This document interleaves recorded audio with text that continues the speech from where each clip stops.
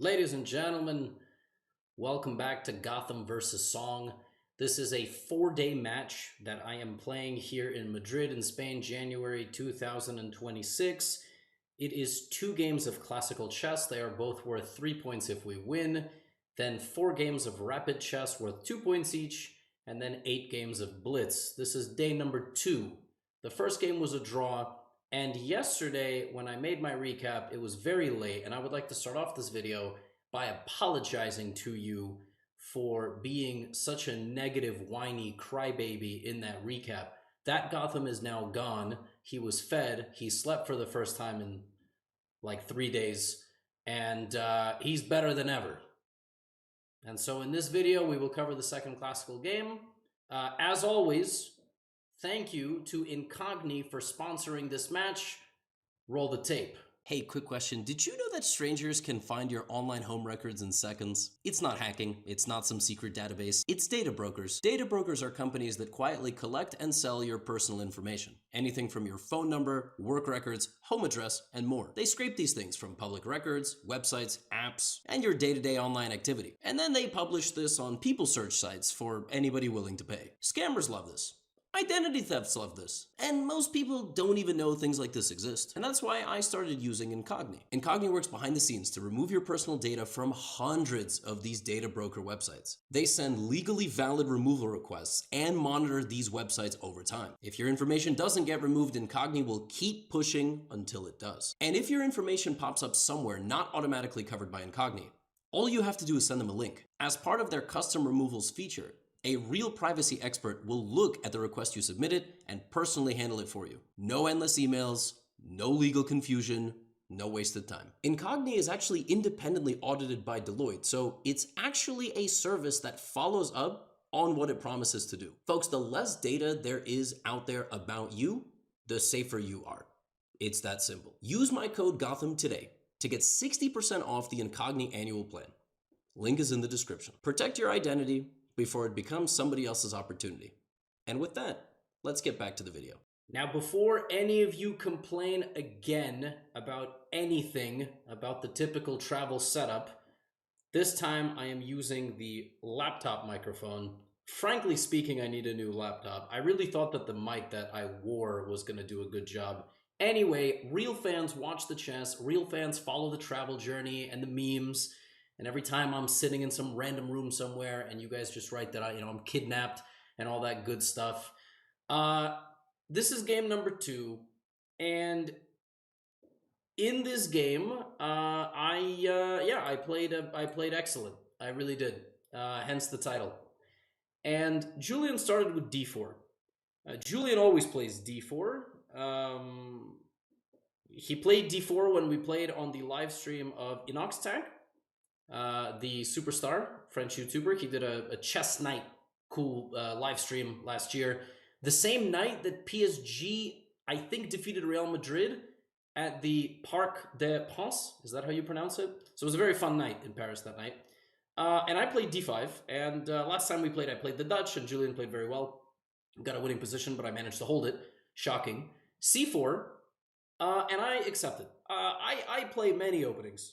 All right, and I basically decided at actually I decided last night that I was going to play this line that I played in the game today.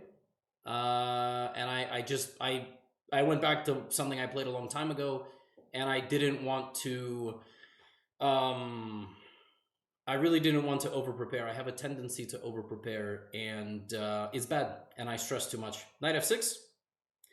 Just real quick, I also have a course on the Queen's Gambit Accepted on Chessly, on my educational platform, and it's a really, really, really tricky and really great opening. Like, I really have to tell you.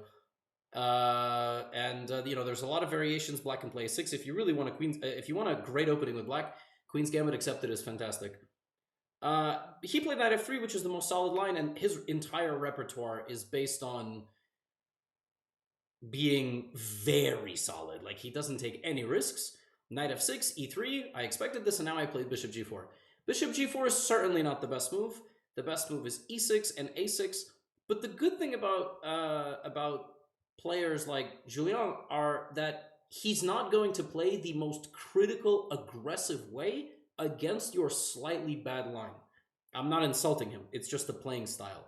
There are some people who just play extremely solid. Like in this position, white has several ways to sort of attack the fact that black has put the bishop here. Like various like lines like queen b3, very aggressive. But I predicted what he was going to play in the game, which is just castles, and then I developed my bishop, which again, even here, castles is actually not the most cutting edge move. The most cutting edge way to play is to play h3 and knight c3 before castling. But he castled, and actually this even gave me some more options. Like I could have maybe played a6. I could have maybe played bishop e7, which is even, you know, a bit more solid than what I played. But I went bishop d6 because I'm playing what I know, and I got the position that I was anticipating. I actually played this against Anish Giri, and that's all I'll say about Anish Giri. And in this position, there are many critical lines, like which involve putting the bishop on b5, and sometimes that involve playing the move g4. And I just did not think he was going to go for them. And if he did, we would have a complicated game, and that's kind of what I want. He went bishop e2, which is the positional approach. You bring the bishop back, but you block the pin. And now white just in some way wants to play e4. So I castled, and now, you know, generally white will play a3 or b3 or bishop b2 or something like this. What he played in the game, I've actually never seen before. And I will check the opening database here, and maybe you can see it, maybe not. Yeah, it's actually insane. He played a move that nobody really has played in this position, as far as I can see in the database. But it's actually one of the top lines of the computer. You can actually see it on your screen. He played the move queen b3. Now, the reason queen b3 is a weird move is because really you want to develop the bishop this way. You don't want the queen there. You kind of want the queen exactly where it is, and maybe here. But on b3, not really. And, you know, he's attacking my pawn. And now I spent a while. I shouldn't have spent this much time, but I really, really contemplated here between defending the pawn literally and then defending it like this. And I ended up playing the move a6, and it is the best move according to the computer. I spent some time here because rook b8 is so ugly and passive, and it doesn't really stop knight b5 in some positions to get my bishop. And a6 is a nice move because I never have to play rook b8. The idea is that if he takes my pawn on b7, I always trap the queen with knight a5. And this is a nice pattern to remember. The queen is actually just completely trapped. It cannot go straight back because my knight covers that square, and it cannot go back to the middle because my knight covers that square. Just a kind of a nifty little move, right? It's covering the a6 square. Sorry, my mouse is very loud. I mean, be quiet. Stop. Shush. Hush. Shush, hush. You like this channel because of my beautiful face and my plummeting rating and my self-deprecation. As much as all of you are like, stop talking negatively about yourself. Never. It's part of the charm. Don't you understand? I have to humble myself more than anybody else. a6. I am my biggest critic and my worst nightmare. I always say when I play in tournaments, I play two people, my opponent and myself. My opponent went rook d1. Simple, right? He moved his queen, rook d1. He's obviously trying to play the move e4. Now I spent a very long time, because originally in this position, my intention was to play the move b5. I wanted to justify putting my pawn on a6. I ended up rejecting this because of how good e4 is. And originally, I thought that I have a cool way to trap his queen with bishop to g6 and e5 and knight a5. That's kind of the tragedy of putting the queen exactly where it is. Sadly, my opponent is not a moron, which is the way you have to play chess. And so now I need to decide between queen e8 and queen e7. Now, there are many positions where the queen goes to e8. And the reason for the queen going to e8 is that the e7 square is saved for the knight. e5, d5, knight e7. The problem with that is I never defended my freaking b pawn, right? And so now I didn't know, like, should I have gone rook b8? I had no idea. And so now I was thinking, why don't I just go to e7? Like, e7 is more active. But I know that in other positions you go to e8. And this is, honestly, in this position, this felt like the problem of modern chess. The problem of modern chess is I know too much. I know that the queen goes to e8 in a lot of positions, but why can't I put it on e7 now? Right? Like, why can't I put it on e7 in this position? Because if he were to play e4 here, which I thought was critical, I would just immediately equalize. I would get rid of the knight, which stabilizes his center, and I would play the fantastic move e5, and now black is just better. I mean, I just have a better position, even though he has the two bishops, because after d5, we could get a very cool position like queen b7. where he just gets his queen trapped, which is pretty awesome. Yeah, I mean, this is just much better for black. Now, actually, the best move in this position and the critical try is exactly as I said before. It's to play g4. And the idea is that now after this move, it's not about e4, it's about him just getting my bishop. It's a very radical idea. The point is that he weakens his king, but he's going to get the bishop pair for sure. I thought here to play the move bishop e4, but bishop e4 simply loses a piece to g5. Otherwise, it would be a great move. I would trade, the proper piece. But yeah, here I was just going to play something like I wanted to play b5. And if knight takes g6, h takes g6, I just thought this was a pretty double-edged position. For example, he can pin me. I'll play knight a5. He'll play queen c2. I'll play rook c8 or rook b8, or I didn't know which of these moves was better, and something like c5. And the position I thought was super interesting. I mean, obviously white is better. He has a very strong light squared bishop, but his king is a little weakened now. And again, I was sitting at the board and I was like, there's absolutely no chance Julian plays g4. I just that's the good thing about understanding your opponent. Like g4 is a very, very dynamic move. I'm not sure I would even play g4 with white, by the way, like weakening the king just to get the bishop pair, but it is the best move. Anyway, he went bishop d2. He spent 20 minutes and he played a very, very sober move. Now, at this point, I saw a very straightforward solution to the position. One move, it's quite clear that he's just going to play rook c1, and his position is fine. One thing that I could have gone for here was bishop g6. The problem with bishop g6, with the intention to play knight a5, is he's going to very quickly play the same idea, and he's not committing to the move g4, so I cannot play bishop g6. So I thought about, again, rook b8 now, just to defend the pawn, but that seems very feeble. Actually, a very useful move here is h6, because when I move the bishop to g6 now I will not get my bishop trapped. Actually, h6 is a very high-level move. And after rook c1, just simply improving the position, I continue to improve my position with bishop g6. Like, that's actually how I improve my position, but this did not strike me as very natural. I thought it was much more natural to justify how I played basically the entire game and play the move b5. And I thought b5 was reasonable. I thought I was setting up various ideas with knight a5. I thought c5, again, I played a6, queen e7, now I'm playing b5. It felt like one move was logically following the other. And he went rook c1, and now I saw a very nice way to get a at least equal and probably better position, which is knight to a5 attacking the queen, queen to c2, and here I was going to play bishop to g6, and I thought he would play bishop to d3, and I would take, and he would take, and I would play knight c4, attacking this pawn, and he would play something like rook c2, and I was going to go c5. And when I saw that I had this very simple concept, this sequence of moves, I was like, okay, I'm going to equalize. He might have to move his bishop so that my knight doesn't get rid of itself for the bishop, and then I would play rook c8, and black is, I thought, already equalized. Maybe not. The computer still thinks it's about 0.5. Maybe rook c8. Okay, rook c8 is not the best move. I should just take, remove the tension from the position. That's a very nice idea. And then I move my queen here. That's very high level. Just slide the queen and my position is very nice. What I didn't quite realize is when I play knight a5, he can play knight d5. Which is a cool move. And the point is that now if I take his queen, he takes my queen, and this position is very bad for black. It's very bad for black because I just have a very weak pawn and a very weak c6 square. And if I play something like bishop d6, now he will again play g4. Now he will be much more inclined to play g4 because I cannot mate him because I have no queen. And then he's going to play knight to e5. And now white is just better.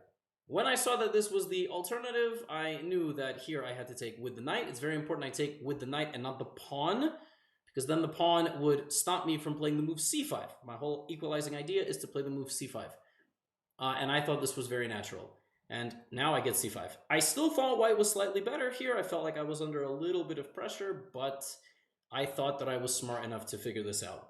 So takes, and now he has a cool idea, which is rook takes knight. He can sacrifice the rook. This doesn't work. The computer thinks this is equal, which is mind-blowing. Yeah, he can just sack the rook and win a pawn. He's forking me. But then I play bishop takes f3, and I simply move my rook somewhere. Wow. I only have one move here. And why does rook c8 not work? Oh, wow, he just attacks my rook. Duh. Whoops. And if I play rook f d8, oh, it's my, yeah, the stupid bishop on a5. Wow. Okay, so I only have one move, and that move in this position, well, I mean, I would have just moved my bishop. Yeah, probably would have figured that one out. And he's not actually threatening to take my rook in the corner. He doesn't want to lose the queen as well as the rook. Interesting sacrifice, though, rook takes d5. Actually, it's the top move of the computer in some lines, which is pretty interesting.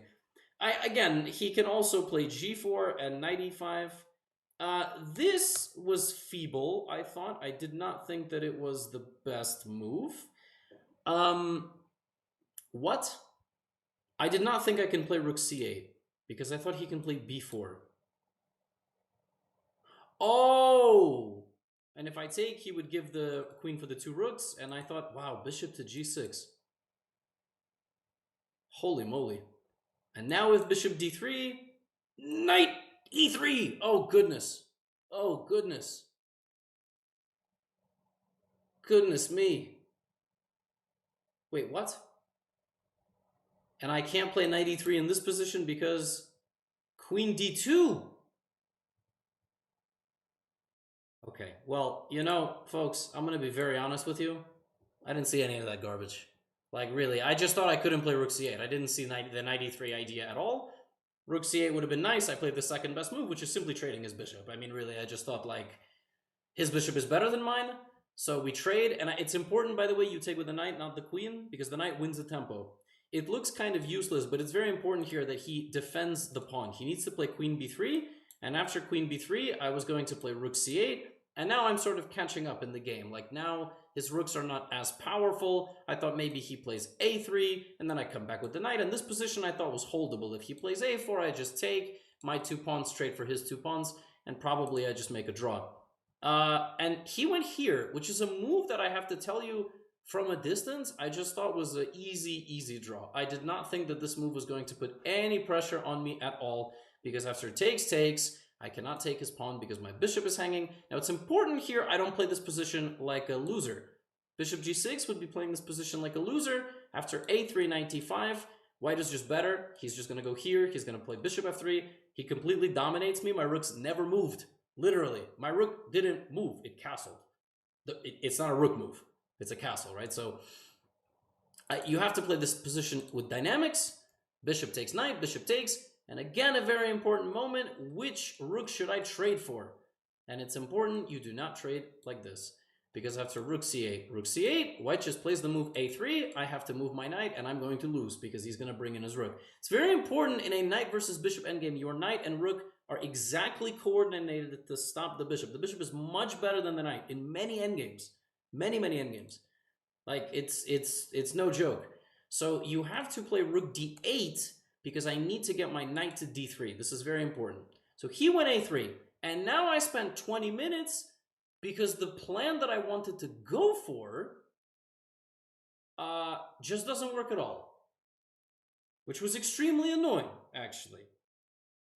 My original plan with the move a3 was to play the very simple move knight to d3. But here I needed to calculate. So first of all, if I take the rook and then I play knight to d3, he goes back.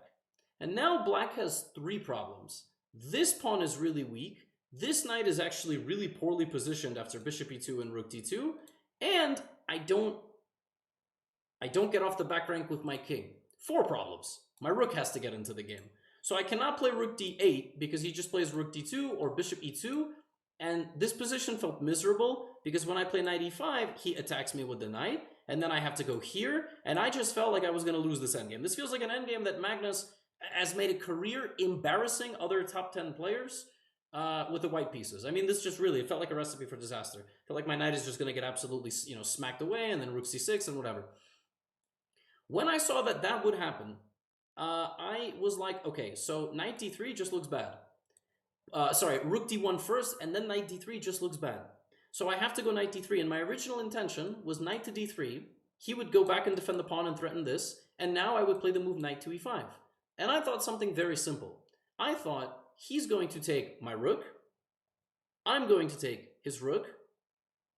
Then I was like, wait a minute. Why would I take his rook when I can take his bishop, because if I just take his rook, he's going to go bishop b7. And now my pawns are feeling very nasty. So then I was like, oh, easy, I'm going to take this. And after I take, he's going to play rook c6, and I'm going to go defend my pawn. And then I was like, wait a minute. Wait a minute. How am I going to play this position? Like, my rook is miserable. He's going to play something like b4. How do I ever move? Now the computer, scumbag, I hate you. Was just looking at this saying this is just equal. I mean, this hardly feels equal. Hardly. I just thought, like, this is so passive. And, you know, okay, you play king f8, and, you know, he's going to play rook b6, so now I can't move my rook at all. And if I try to go after his rook with like this, he's going to put, like, rook b7. Now I'm going to play king f6, and he's going to play... And I was like, how am I... Like, okay, e5, I mean, rook b6, king e7, he's going to bring his king. I cannot believe that this is a draw. Like, I don't have a move. I don't have a move. If I try to get active counterplay, he just takes my pawn. I'm losing. So this looked possible. But when I was like, why would I do that? Why would I be so passive? I then started to think, you know, well, maybe after rook d8, you know, knight f3, gf3, rook here. I had this idea, rook c6. I had this idea to play g5. This was my interesting idea. Lose this pawn, activate my rook, and then he would go b4, and I would put my rook on a2. He would play rook a5 to win my pawn, and I would play h6. And after rook b5, rook a3, I was like, is this a draw? Because there are a lot of endgames where you both have cluster on one side, 4 or 3, and the opponent has a rook and a pawn, but the rook is on the opposite side of the pawn. If the rook is behind the pawn, I lose immediately. I actually lose immediately, because I cannot stop this. This is in my next book, How to Win at Chess Next Level. The computer is saying this is a draw. Wow, very instructive. So the idea is that the opponent wants to run the king to the pawn, right? Now, if he goes to f1, what I play here is I thought I play, yeah, something like king g7 or rook a2. And the point is I always have rook a2 check. He cannot run this way because I would win the pawn, and he doesn't have enough time. So when he goes back this way, anytime he tries to run forward, I play rook b1. And now if he plays king g3, I play rook g1 check. And if he plays f4, which I thought was his best chance to win, I actually did not know if this endgame is a draw. And looks like it is. Looks like black just basically goes rook b3. And yeah, wow. But this, I mean, this is a little scary, you know, because he's going to play f3. And then I'm going to play check and king f1. And he's going to go... Oh, I guess my king is just always too fast. Yeah. He doesn't have enough time to do everything. Rook to b8 and then push the pawn. So... yeah, that's why I spent 20 minutes. I wanted to make sure that the pawn down endgame was a draw, because if I'm going to lose a pawn, at least I have a very active rook, versus the other version, which just looks like... I mean, this looks horrendous. I cannot believe that this is also a draw. But again, computers changed the world, right? So, yeah, I guess even technically a5 here might be a draw. Because if he takes... king f8, a6, king e7. Unbelievable. I'm a pawn down everywhere, and everywhere it's a draw. Yeah, but it's instructive that I think you can go active, put the rook behind the pawn, like in this line, and this is a draw, which is very instructive. Like, he doesn't have enough time to run that way or this way. And then it's just, yeah, it's equal. Wow. Well, he went bishop e2. None of that actually happened. So he kept the bishop versus the knight. And now we got the same position we could have had before, except he's not in time to play the move f4 because I have the very important move g5. It's a very dynamic move. I'm intending to meet f4 with a capture, and also my king now is off the back rank. And now I have a very important move, knight g6. This comes with tempo. And now I have a very important move, wrapping my knight back to e7. And when he brings his king, I can also just bring my king. The move I played here was too fancy. Rook d4. But it's a nice move. And after rook d4, like, he doesn't have an easy way to push his pawn. I'm gonna go knight f5. He went b4. I thought this was interesting. And then he went like this. He tried to go after my f7 pawn. I was feeling a little stressed here because what I had originally intended here was to play the move rook... Sorry. Yeah, I was gonna play knight to d6, defending my pawn, and rook d3, and go to the third rank. I also can play rook d2 first. And I went like this, and then he went here. And this move really stunned me, actually, because now I can't do my plan of rook d3, and if rook c4, I thought rook d7 and rook a7, and so I decided to solve matters here emphatically with the move e5. I thought this was a nice move, and now he has to take, and I check him, and then I win the pawn with a tempo on his bishop, And when he goes here, instead of letting his king go to d4, I check him. Now his king has to choose a way to go. King this way. And I thought I made one mistake. I tried to be active here with my king, but I thought this was an inaccuracy because I thought so my idea was that if he plays rook c6, I play king e5, he takes my pawn, and I join with the f pawn. Like I just go fully active in the endgame. Again, I'm down a pawn, but we going active. But I thought I made a mistake because, okay, the move that he played in the game was fine, but I thought he could play rook a7. And rook a7, I cannot play king e5 because if I play king e5, he takes like this. It's probably still a draw after knight c4 and something like some king move, and then I just give him a million checks, and he can avoid the checks by doing something ugly like this, but then I'm in time to win his pawns. It's kind of incredible. He's up 2 pawns, but I'm just in time to start winning them back. And even though I'm kind of always down a pawn, he can't win this position. My rook is too active, my pawn is too active. It's very instructive throughout this endgame that I always look for chances to be more active with my pieces. That's very important. Not just like sitting and kind of defending and groveling. And ultimately, he played this move anyway, and now I played f5. And here I was actually very excited. I was like, oh, okay, now we're cooking. We trade, I play f4. I still have to be a little accurate. There are still some ghosts. Like at first, I didn't play this move because I thought he has bishop f3. And it looks dangerous, but check, and I just keep active. All in. All in, he takes, g6. And originally, my plan here had been rook to g3. I thought he would play rook b6. I would try to commit to my pawn. He would take. I would take. And this endgame, again, is a draw because even though he has 2 pawns, I'm so active here that, you know, he can lose. I mean, he can accidentally blunder. So he would need to go here, check, here, and then I would play like rook a2 and a5. And I would just constantly threaten him. Or I would just walk over. Like, I'm pretty sure this is also a draw. King d4, right? King d4, rook b6. King c4, yeah. a6. No, it's losable. It's losable. Yeah, I would need to focus on the king and the pawn promoting, and I would constantly... But that was probably, you know, and then I realized, what am I talking about? I can just give him checks. And now his king needs to decide, does it go to c2 or h2? That's the only way out. Like, if he runs, you know, and he repeated and went this way, and if he goes here, it's very easy for me. I just run my king this direction. And now his king is cut off. And actually, the other way I thought was even more dangerous. I thought that if in this position he goes this way, like this, then I would just play rook g3 and like f3. I was like, his king is too far away now. Which is why, in this position, we repeated and we made a draw. The match is tied 1-1 after 2 games. The first game I played, like, I'm just like a complete moron. Like, really, negative self-talk aside, I unironically played that game like a total idiot. And this game I thought I played very well. The unfortunate thing is my opponent also played very well. He should start playing like an idiot sometimes. It would really help me. But the worst is over. I think classical chess is definitely my worst format right now. I'm certainly a better Rapid and Blitz player. And in Rapid and Blitz in 10-minute chess, we are playing 10-minute with 5-second bonus time, I'm pretty sure.